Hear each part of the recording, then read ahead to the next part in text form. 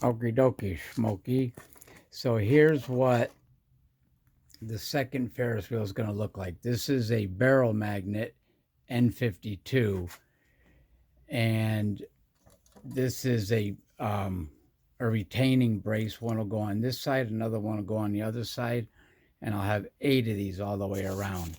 I made holes for the to put little screws in there to hold this together, but they're pressed fit, so there's no way they're going to come out. Everything is pressed fit. Um, yeah, took the day off from work today, decided to give it a go. Got some new circuits coming in. I'm really excited about those. So here's the new coil. And where is, oh yeah, and this is the iron core. It is magnetic.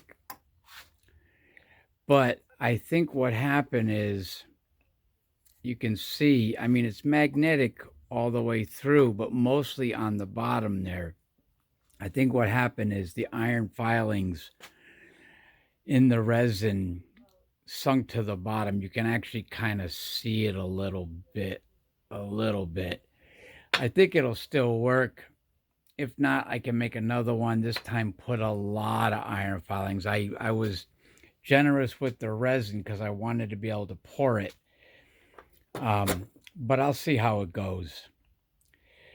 Anyway, let me get back to putting this thing together. I don't think I'm going to be able to do anything tonight with it, but I can at least get it together. Stay tuned. So that's how it's going to look.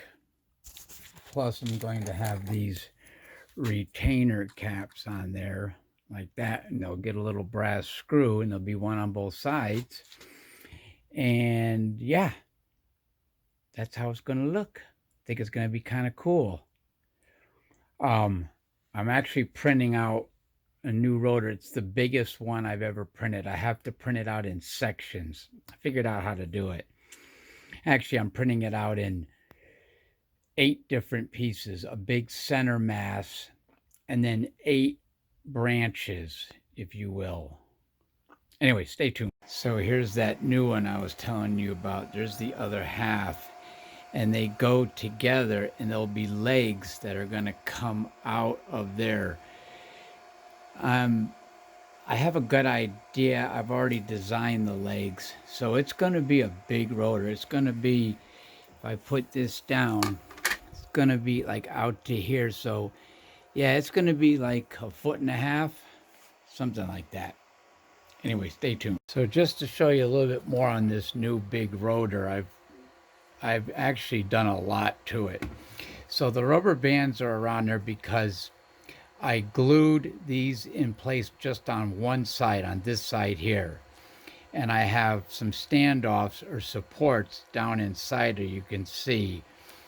And I settled on a piece that's going to fit inside here and lock itself in. It'll be much thicker. There'll be one on this side, one on that side, 8 of them around, and a bar magnet will go in between there. But enough with this new rotor that won't be ready for quite some time because I gotta wait for the bar magnet so I can finish sizing this hole here, because I want it to be a press fit. But yeah, it's coming out really cool. Let's get back to the other rotor. Back to the regular rotor. As you can see, oops, I finished it. It's looking good. Very gotta be careful. Yeah, I put all the support brackets on it to hold the barrel magnets in.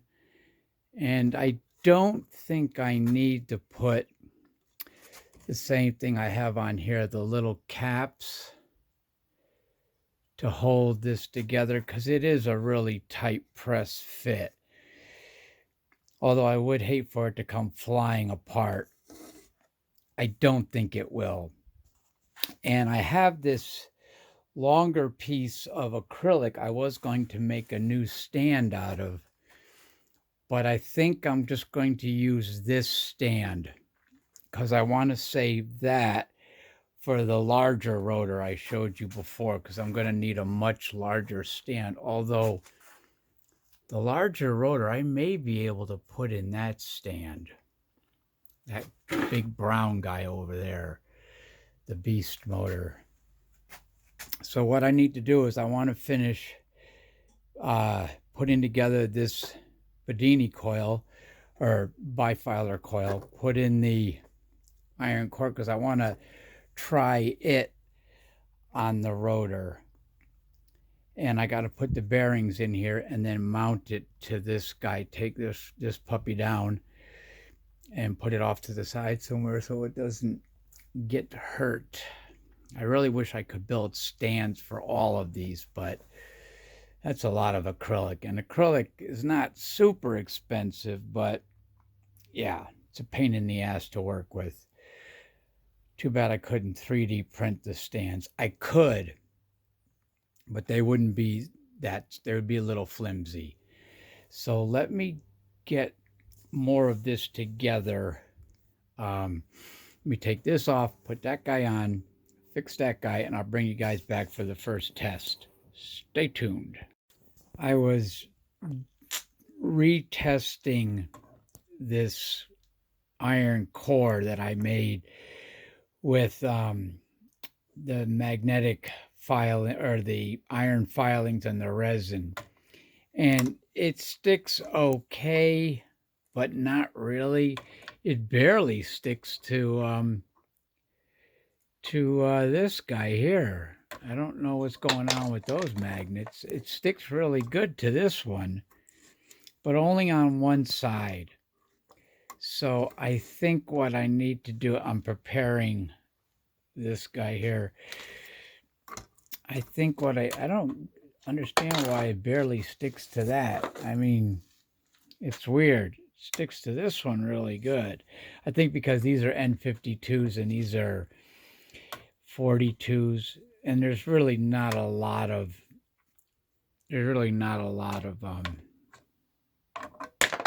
yeah, see, that's weird. Sticks to this one really good. Get off of me. I don't think that's going to be good for an iron core. I'm still determined to use the iron filings or the iron powder that I have. I think I'm going to mix up another batch, reprint this guy, and try it again. I mean, I can use it until then. It'll slide right in and out of here. It's got a pretty tight fit, so I don't think I have to worry about it come flying out, especially if I test it on this guy here. I mean, it sticks to it, but not as much as that one there. Which is, again, I think because these are stronger magnets and it's more condensed in a smaller area. This is much wider. I don't really know if that has anything to do with it. I could be talking out of my ass. Anyway, yeah, let me finish this guy up, this puppy up, get him mounted, and we'll go from there. Stay tuned. So I got it mounted, but I had to freaking destroy part of it just to get this rod out. I don't know what the hell happened. It's only a prototype anyway. And I got that guy hooked up. I did a lousy job on the wiring, excuse me, on putting the terminals on. I wanted to do it fast. There's the iron air core. I didn't get a chance to pour a new one. So let me get this thing mounted down so it doesn't wobble all over, but it's pretty straight. And we'll see how that thing works out. Stay tuned. Let me get it hooked up. All right, so that Bedini coil that I have, the bifilar, I have it jumped, so it's acting as one coil. Not very good for this particular motor. It's putting out a lot of power, but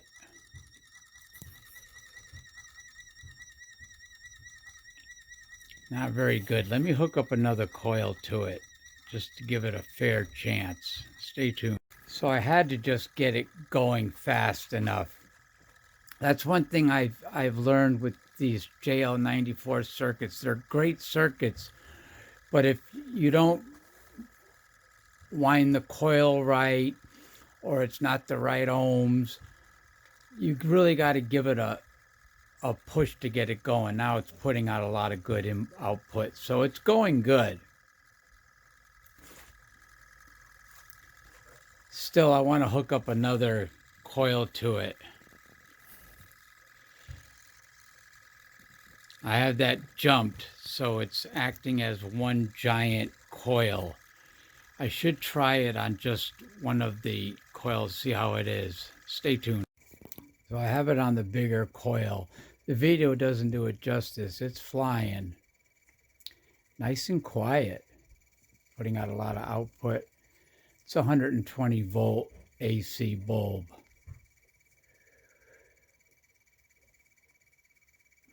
I'm not really happy with this. I mean, it's okay. It's cool. But let me try some different coils just to see what I got going here. I mean, this is going good. I don't think it's close enough. No, it is. All right, well, it's done. Let me try some other coils. Stay tuned. That's a good coil. But that is definitely much better. All right. I knew something had to be up. This coil, for whatever reason, it's either not the right kind, or it's not close enough to it, or it doesn't have enough. I mean, it still worked, but not as good as this one. This one's working really well.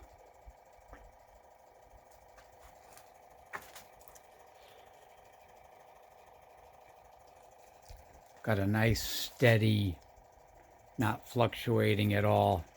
Good output. All right. I like this rotor again now.